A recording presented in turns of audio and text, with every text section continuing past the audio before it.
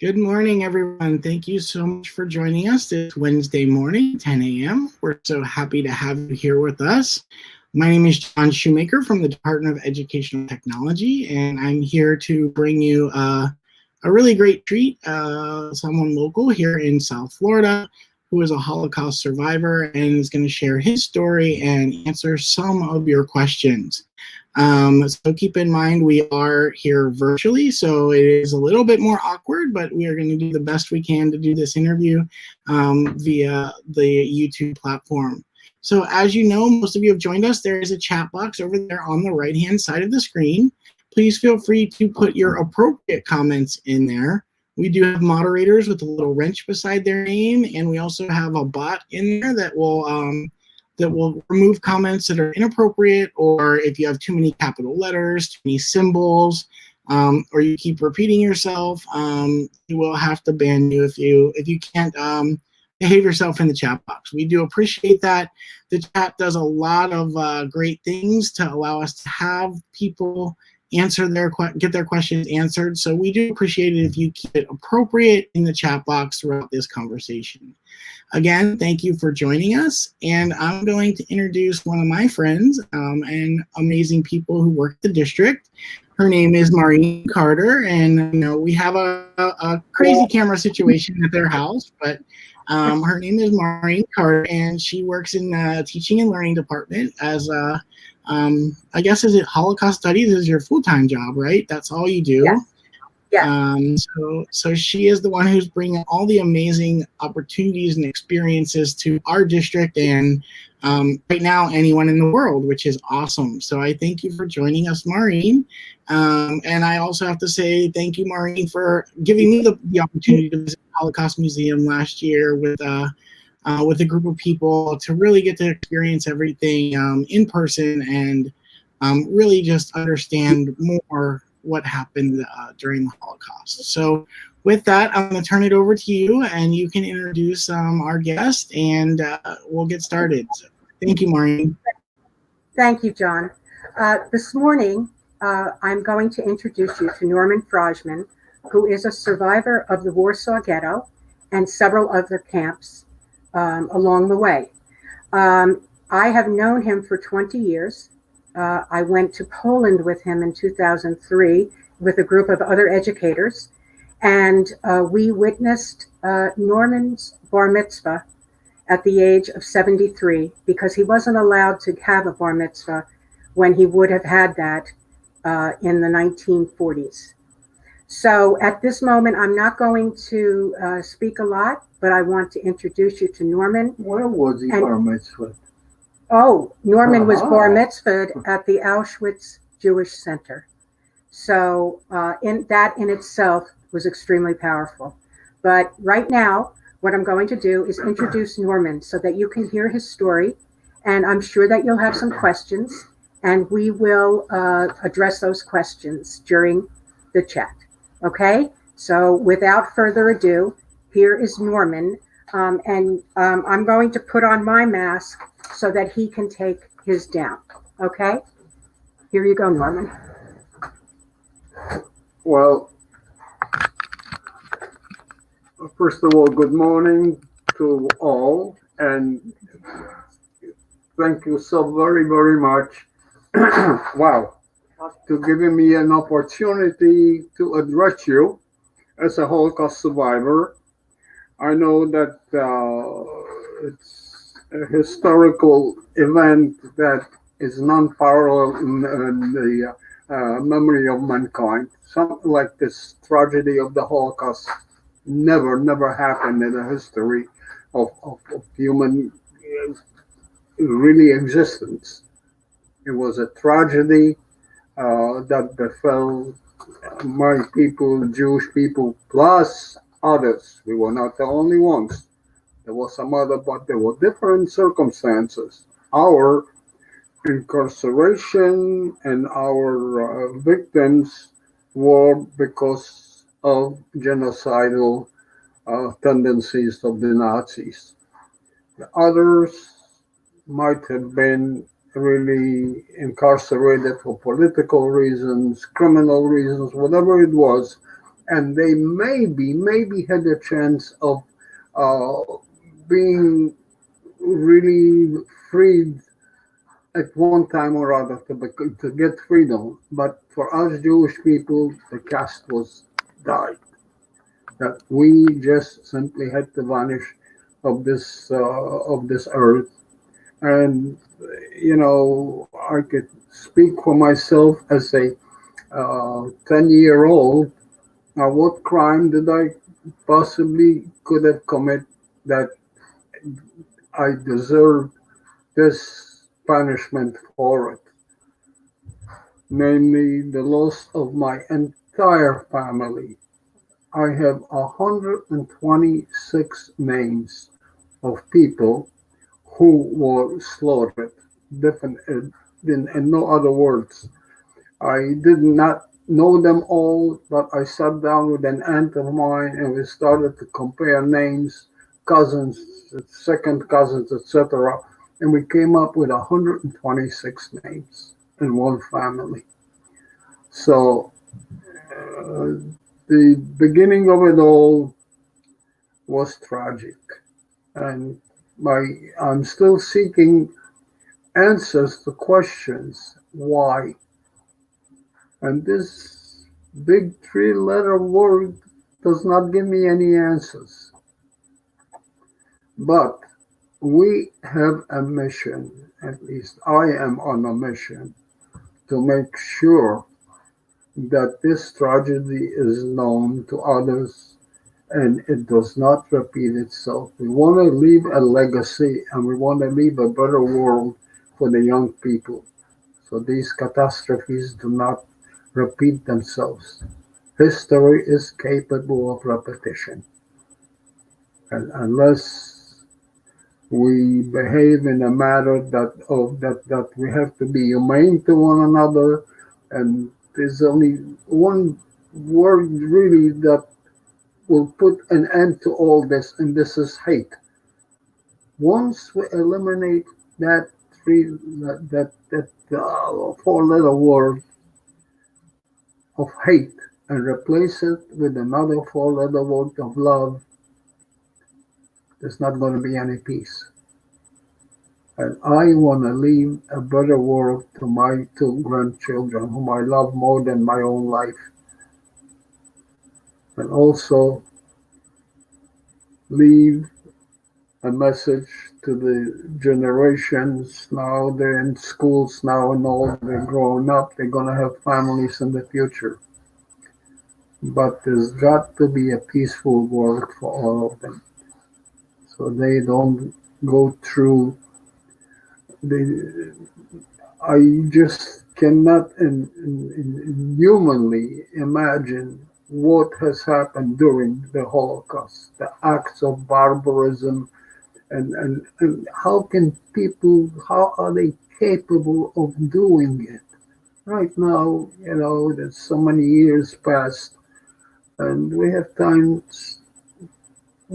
to reflect how civilized people were capable of lowering themselves to a point of becoming murderers and nothing else but murderers. And they were civilized. A lot of culture comes out of this country there of Germany, but they poisoned it all, literally. And for what? Just again, the word comes out, hatred, nothing else but. And this has to be stopped and has to be eliminated. And this is our mission in life. We all survivors who, for the grace of God, remained alive by miracle, really. If I am asked, how did I survive? It's simply an act of providence and nothing else, because I was not smarter than the next person, no, definitely not stronger or anything like that. It was just meant for me to survive. And for that, I owe a debt to those whose life have been taken. And this is our mission to all survivors, no matter which way and how we survived. to make sure that it does not happen again. We're very successful in our going and spreading the really what has happened, what really appeared during the Holocaust. We're going around to schools, to other institutions, and there are some places that we visit that they didn't hear about the Holocaust, not alone hearing, they don't even know how to spell the word. They don't know what it was about. And this is who we are. Really, it necessitates our presence there to share with them. We want the young people to realize how sweet life could be if we live up to our commandments. Why don't you tell them about how it started?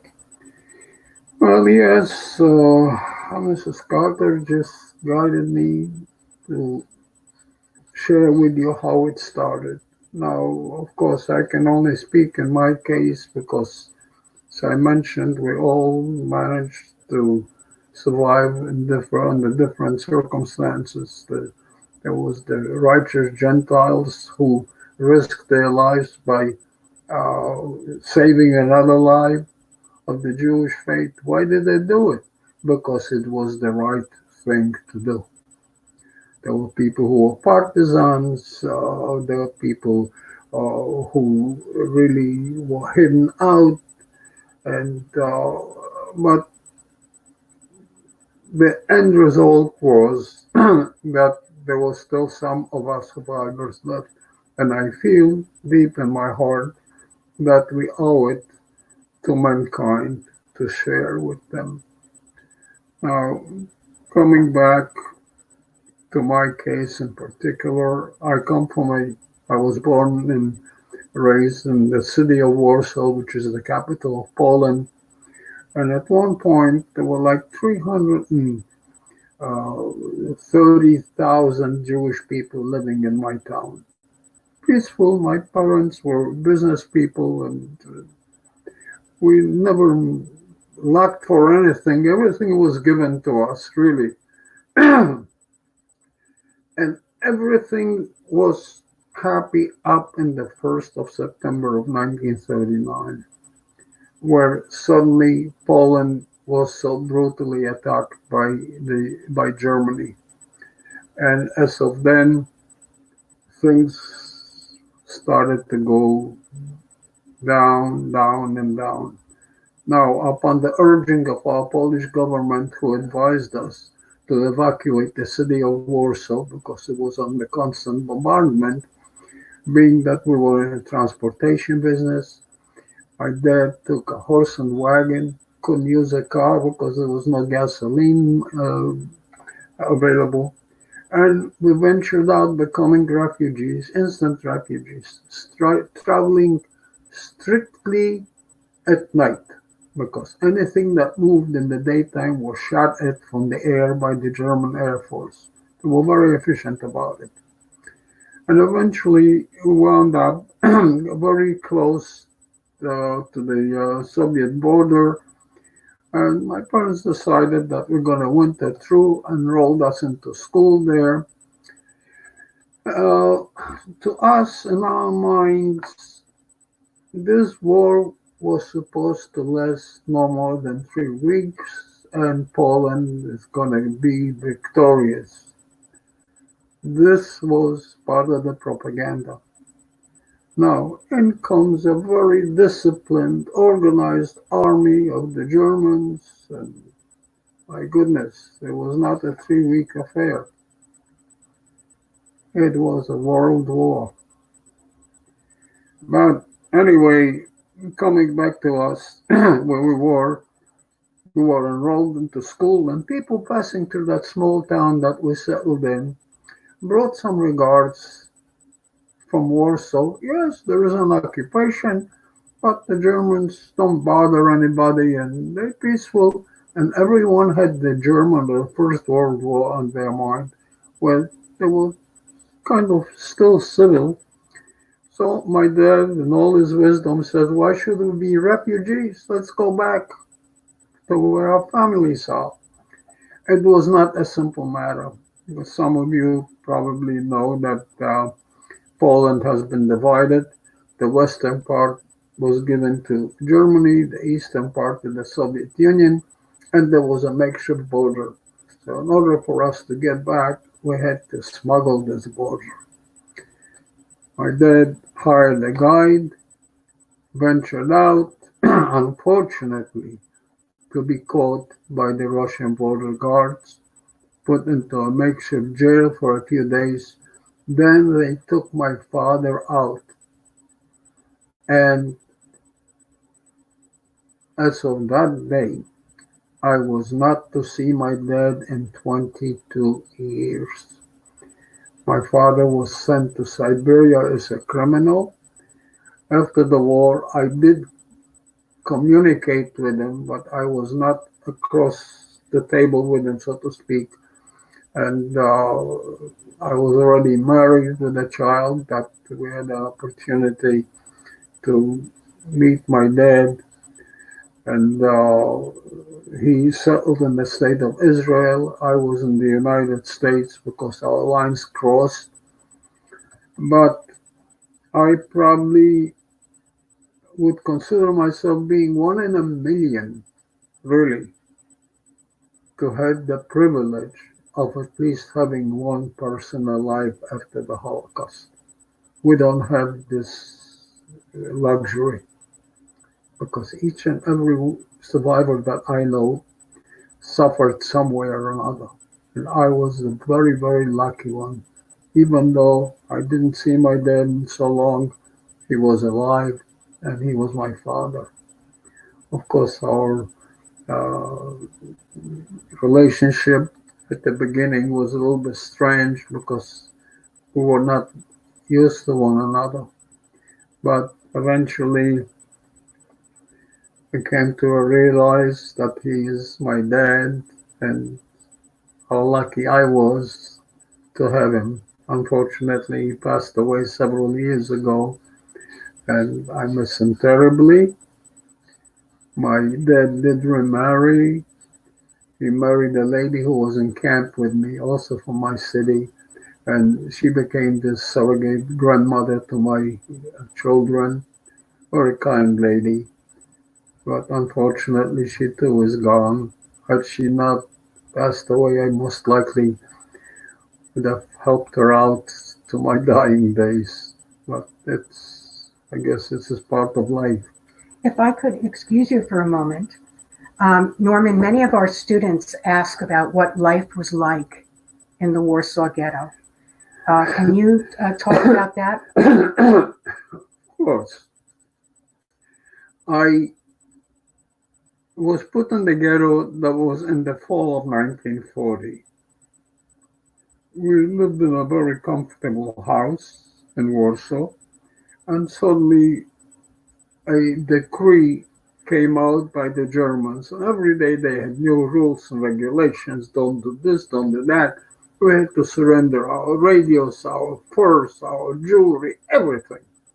And then they came out with an area that was designated for 125,000 people. But being they were cleansing the small towns around Warsaw, and there was an influx of German Jewish refugees coming in, suddenly those populations swelled to close to 500,000, and it created enormous problems. Primarily, starvation, number one.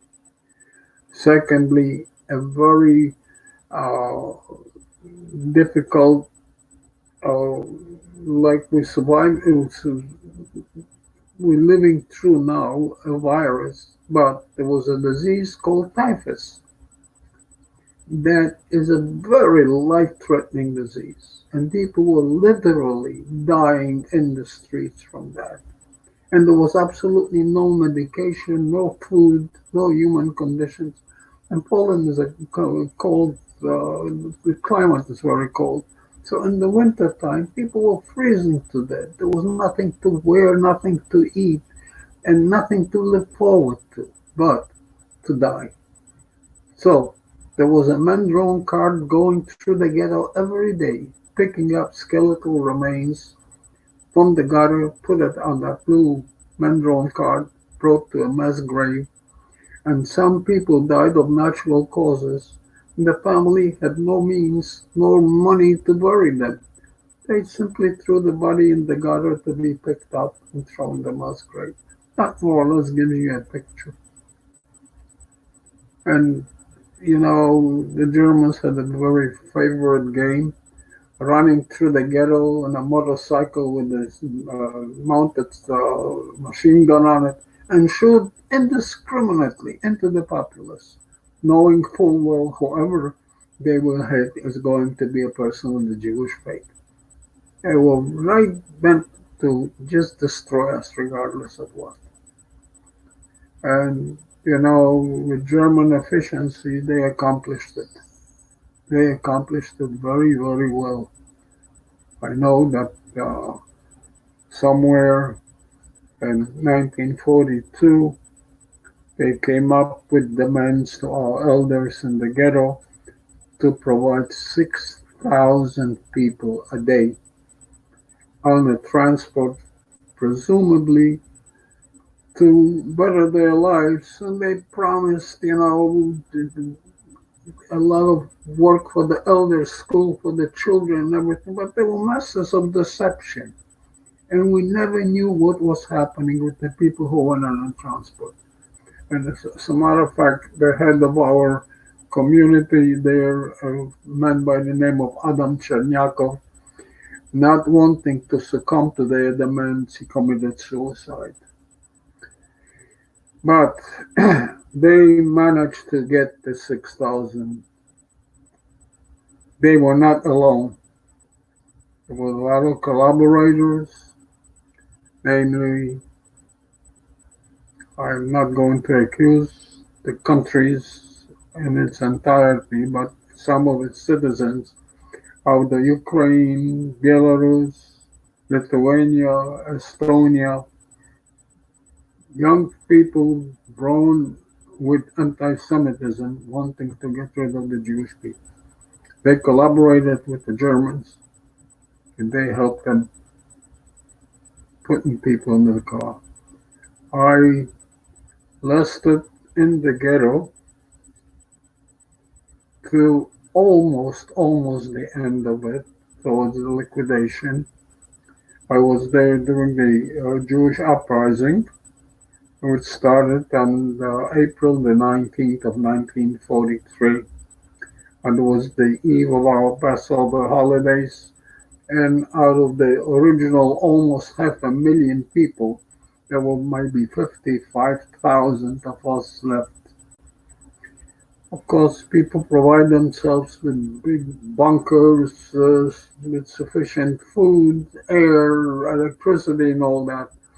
And the Germans, they started on April 19. What was the reason? Because on the 20th was Hitler's birthday. They want to make him a gift of giving him Warsaw free of Jews, thinking that it can clear it up overnight. It was not to be. As I said, people provided themselves with some means of survival, and being the Germans realized that, they started to destroy building by building by building. Wherever there was an opening, they would pump in gas to flush you out. And eventually, I was there with my mom and my only sister, who was 18 months younger than I. We were taken to a place called the Umschlagplatz, from where the transports went into destinations unknown. We already knew. Excuse me. We already knew of a place called Treblinka, where transports were going, and transport normally was at 7,000 people Within 2 hours, there was none of them left. They were all poisoned, they were all killed off. And there was some, of course, 6 places designated specifically for killing of the Jewish people, 6 extermination camps. And I found out myself with my mom and sister in one of them called Majdanek. Now, when I was with Mrs. Carter on the March of the Educators, I was wondering how far is from Warsaw into Majdanek. 4.5 hours by bus, but it took us days to get there in a freight car where they pushed 120 of us. And prior to our boarding, they put chlorine powder. They were afraid of the spread of disease. For the journey, they also gave us 2 buckets, a 5-gallon bucket of water for 120 people, and an empty 5-gallon bucket to relieve yourself. Well, let me say that mankind, if you go without food, it's bad, but more or less you can tolerate it. But if you go without liquids, your bodies dehydrate and start closing down. And this is what was happening in those wagons. People, when someone sweated, reached over just to wipe the sweat of their face to moisten their lips. Now, I mentioned 4.5 hours, but it took us days to get there. And the reason being that there were transports before us who was not eliminated yet in that concentration camps. They were waiting to be poisoned. And then suddenly we debarked, and there was no direct line to Majdanek, so we had to walk like I think 3 kilometers. Suddenly we see an enclosure with fenced-in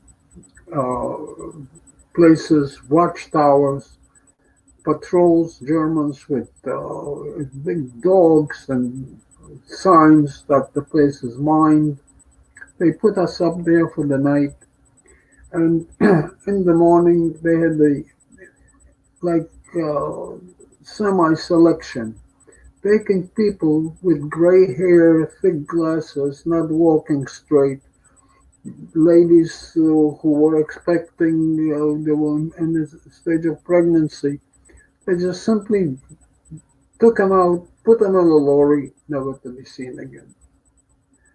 Now then came the separation of men and women, and probably this was one of the worst parts in my life, because this was the last time that I have seen my mother and sister alive.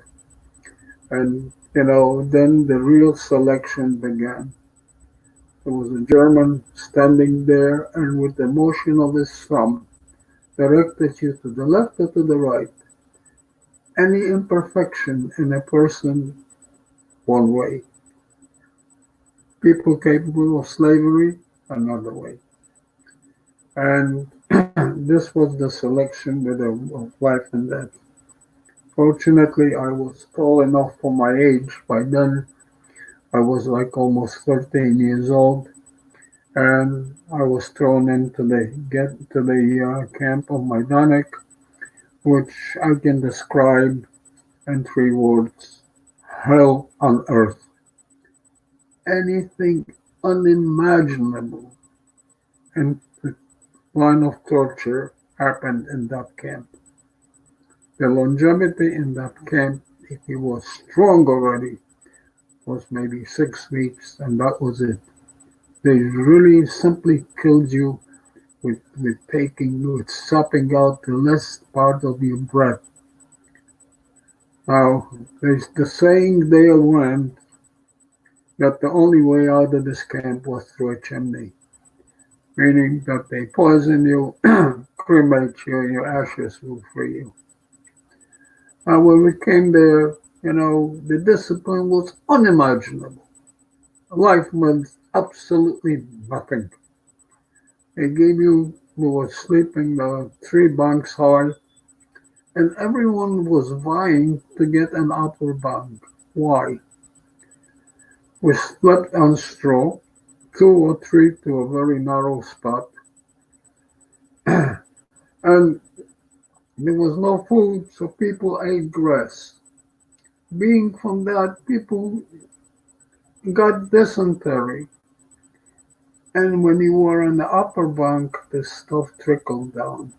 Then they issued blankets that you wouldn't dare cover yourself with because they were lice infected, and lice were carriers of typhus.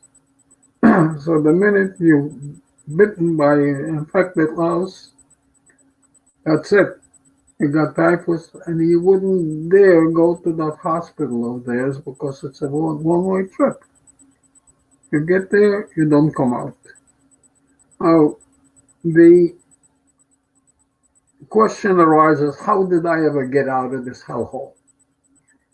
It seems that the Germans were having already some setbacks on their fronts. The Allies were approaching, and they inducted every able-bodied German into the armed forces, creating a shortage of labor to run their country. So they were forced to take out 3,000 people out of the Majdanek camp, and we were literally sold to an ammunition factory called the Hasag. And 3,000 of us left that. And I went on this transport, and this is most likely that kept me alive and more like saved me. So we went to another camp called Skaržisko, which was also hellish because the conditions there's a book written that death comes in yellow. I think Felicia Caray wrote this and describes the life in this camp, which was divided into 3 parts. Now, the worst part was work A, work B, and work C. On work C, they worked with chemicals called tritium and picrine. People turned yellow from it. Now, before the war, it was an ammunition factory, but they wore protective clothes. They got additional monies and didn't work all the hours. And here we come out naked and barefoot to work in that factory. You couldn't stand near these people because the bitterness emitting from their bodies was so, and they were dying out, really. I fortunately was on work A, which permitted me to stay on a little longer. But let me say that thousands of people died there. I came down also with typhus in the Skaržisko camp, and I was really selected to die. But it wasn't as strict as in Majdanek. The head count was not. And a friend of mine who was a carpenter was able to pluck me out of the row of the condemned, hid me in his workshop under some wood shavings still after the selection. Somehow or other, by miracle, I came back to my strength and was able to function. But this man literally saved my life. They would take you on to Verksay, and that in the forest, that was the executioner place. There were 3 dark places, they buried you, that's it. Now, in 1944, as the Allies were approaching much closer to the occupying European countries, and the Russians are coming on, they evacuated my camp in Skaržisko and brought us to a camp called Buchenwald, where I was issued an article of clothing which I'm going to share with you, please, if I may.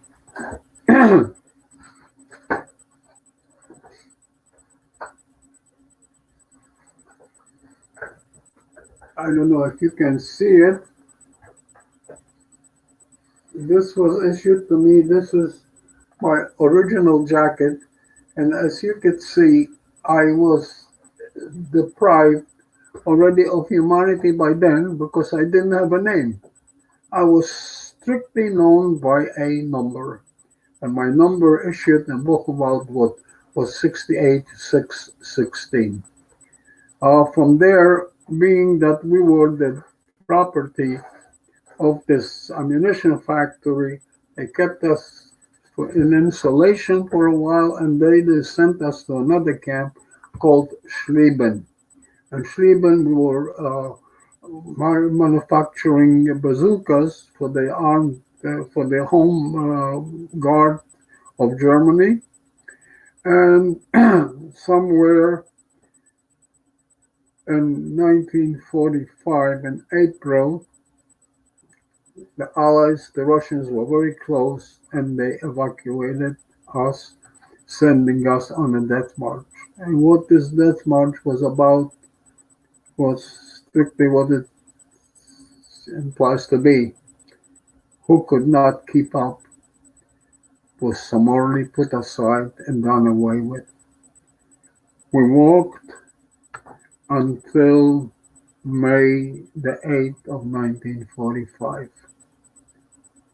And suddenly one morning, we were put up in a school there. We get up, the guards are gone, nobody there, and there's a tank standing. I said, oh, this probably would be the end of us. So they want to do away with us to cover up their atrocities, etc. But the turret opens up and out comes a Russian officer. And this was the day of my liberation, which I more or less absorbed as my second birthday. And as if I didn't have enough problems, when was I born? Yes, Norman was born on 9/11, another thing to observe, not to celebrate. But anyway, my dear friends, I am one of the few very lucky ones. We had lost, within my religion, 6 million people. I mentioned 5 million others who lost their lives for various different reasons. But for us, it was just a matter of wiping us on the face of the earth. I don't know how anybody feels about it, but out of the ashes of the Holocaust, in my opinion, the Almighty gave us a chance by granting us a country called Israel. Now, this is a place that we are welcome to and we can live in. So, something good came out of this tragedy of the Holocaust. This, more or less, is an overview as to what it took for me to stay alive. I'm over 90 years old at the moment, and I don't know how long the Almighty is going to be graceful enough to grant me more life. But as long as my eyes are open, I feel that I owe a debt to those whose voices have been silenced. And this is... I believe that, Norman, we have a question from a student. Oh, yes. Let Yeah, me say that I know an awful lot about the Holocaust, but not everything. Because there were such masses of deception that you could have slept on the same bed with a guy and not to know what his life was about. This is part of the genius. but a murderous part of their genius. Did you want to take the question from a student? Yes, if there are any questions I mentioned, if I can answer them. Maureen, can you hear me? Yes. And I know he may not be able to hear me very well, but one student, Domenico, asked if you ever encountered any soldiers, Nazi soldiers, who were less tough or brutal, maybe one that was nice or was new. You have to. Yes. Was there a Nazi soldier that befriended you or was less tough on you? I unfortunately did not come across one. Now, towards the very, very end of the war, when their back was broken and all that, we were still in Schlieben. There was one man, one SS person.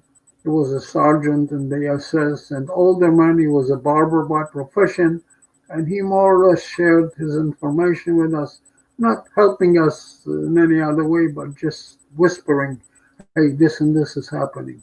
That's about all. But I never encountered anyone who would do something to prolong our lives.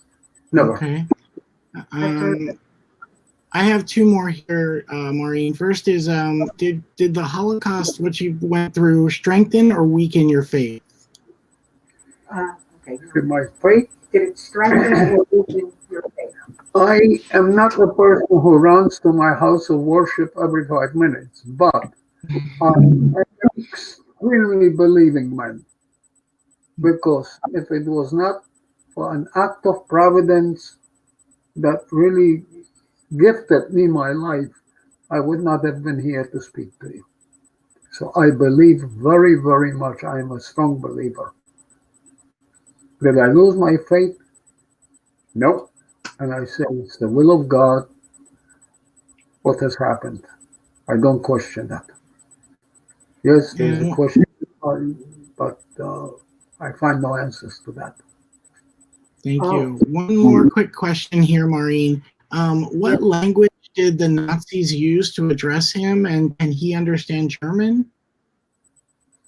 Yes. Do you understand German? Well, as it were, I am really vocal in learning in 5 languages, and German is one of them. Yes. And what language did the Nazis speak? German. Did they use German? They use German? Oh, everything was German. Everything. So some people did not understand. It was a double whammy against them because they didn't know what it was about. You know, just to stay attention at our appel, which was the roll call. Doesn't matter what the climatic conditions were, whether it was snowing, raining, frozen, or anything like that. You had to stay there, and if you died, somebody died at night, they laid them out and had to count the body. Or strictly always being afraid if somebody ran away or so, which out of my dying, physical impossibility. Skaržisko, physical impossibility, everywhere. But even if you ran away, you were at the mercy of the local population, and they could not support you. Why? Fear. They were afraid of their own lives because the punishment was that if they caught someone helping out, the entire family there was destroyed. Life was absolutely meaningless. Mankind, human life was absolutely. Understood. One last question here. What was the food like each day? What did you eat in the camps and the ghettos? What did they feed you? What did you eat?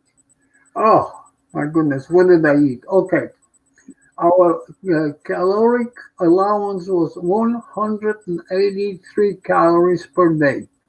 In today's terms, maybe a slice of bread with a little smear or something, and that was supposed to sustain you through work, no matter what. And this is why people died of starvation. People become skeletal, and at one point you lose your mind. You don't even think at all. You are dehumanized, period. Thank you. Maureen, I don't know if you have any more questions, or it's up to you if you want to keep going. Okay, we have what, about 10 minutes? Yeah, that's fine. Okay. Norman wanted to show the books that you, yeah, hold on a second, I'll get them. Maybe we can use this here, Maureen. Oh, okay. But they don't have to see me. I'll just, No, just maybe the whole table. okay. Now, we came out, I am the president of the Child Survivors, Hidden Children of the Holocaust for Palm Beach County. We came out with 2 books that describe really a survival of close to 70 of us, 7 different, including mine. And these books, wherever we go speaking, we take them, and we really, thus far, we have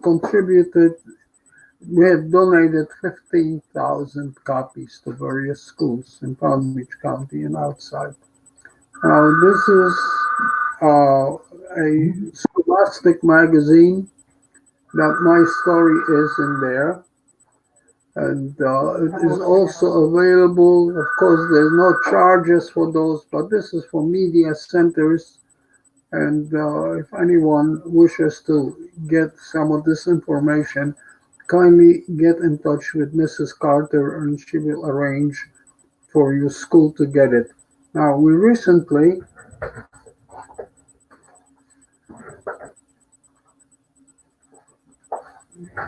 came out with a DVD format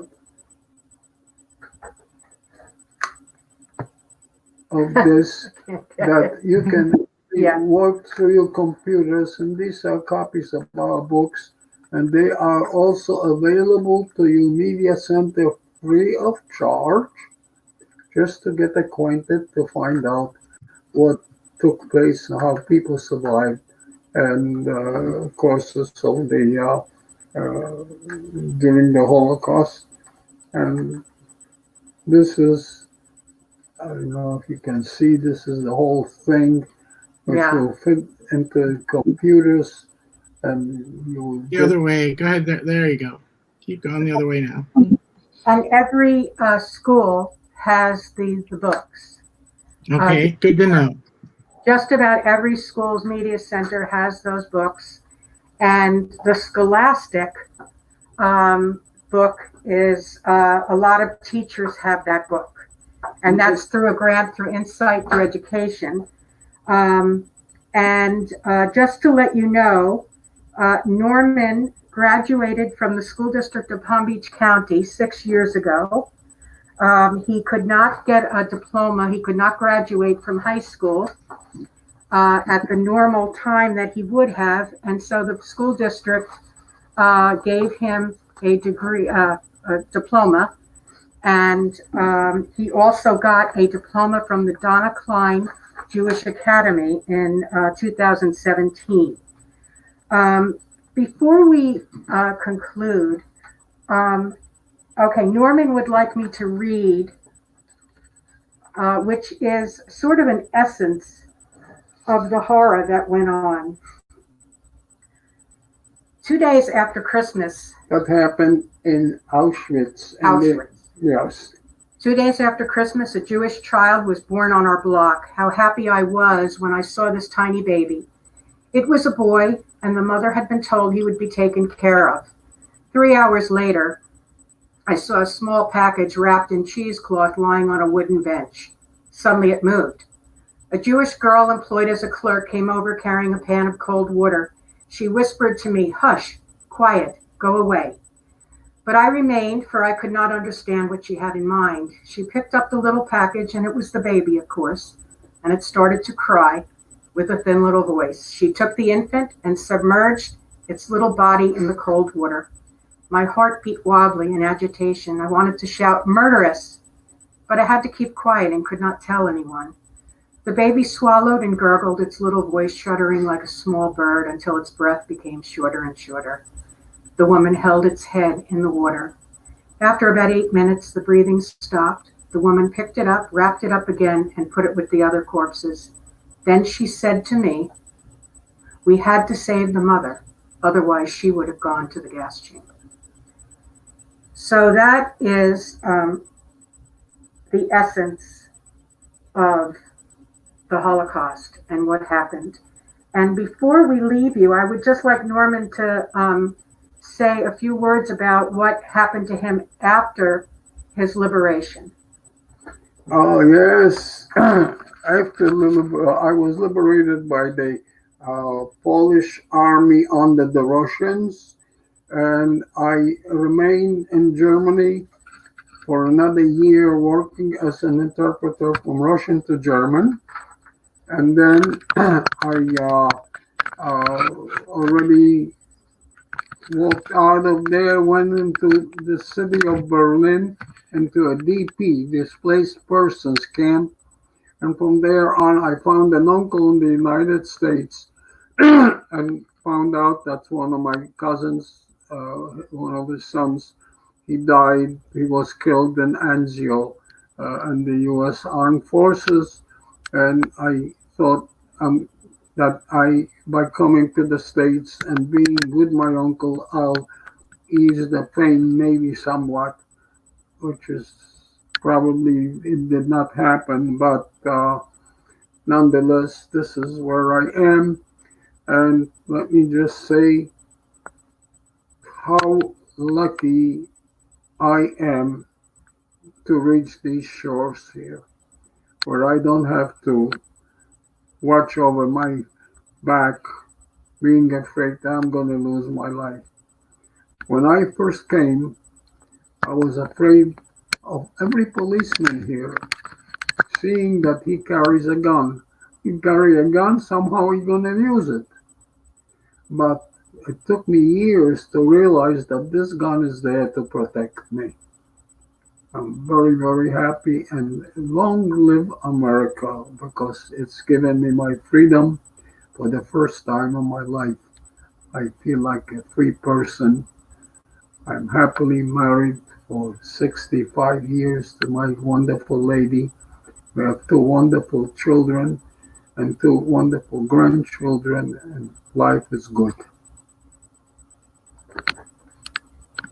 Thank you so Okay, much, Norman. Maureen and Nora. Thank you so much for speaking to us today. This has been amazing.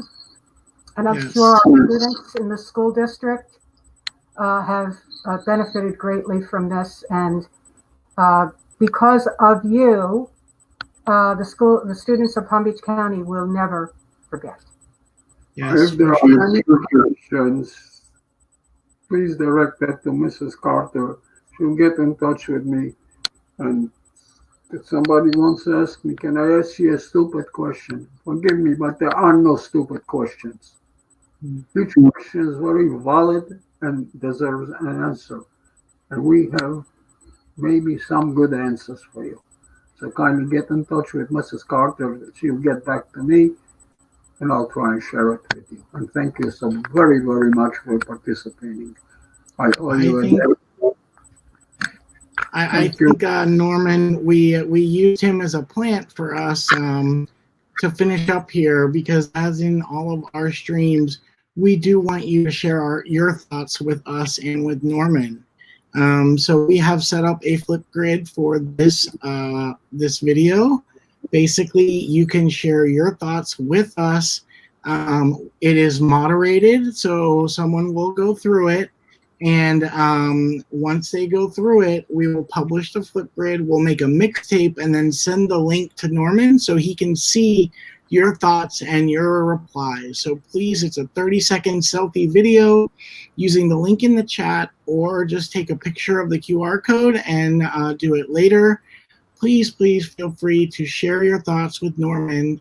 Let him know what you thought of the stories that he told. And we will get them to him. For teachers, it may take us a while to get through them, just so you know, because we have over 500 videos now from the past 2 weeks, but we will for sure get through them and publish your students' stuff and get them to the correct people. So Keep that in mind. Again, for teachers, we have our website, which is bit.ly/pbc virtual spaces. That is where you can get the link back. The same link you used to get here is how you have the recording. So you can actually share that recording with your students and watch the students as well. Also, is the link not working? I apologize if it should be working. I have the wrong bit.ly, huh? That's what everyone is saying in the chat. Hold on 1 second. Hold on. Sorry, everyone. I want to make sure you get the link to the right bit.ly then. I will get there in 1 second. I do apologize for posting the wrong link there. Let me hit share here. So, again, sorry for the delay. Let's see. I ran out of characters now. There. Let's see if that one works. So I did update the Flipgrid. I apologize again for that link being incorrect. We will get that to you guys. So the link is there now in the chat box for you all. For teachers, we do have the Remote Digital Learning Institute.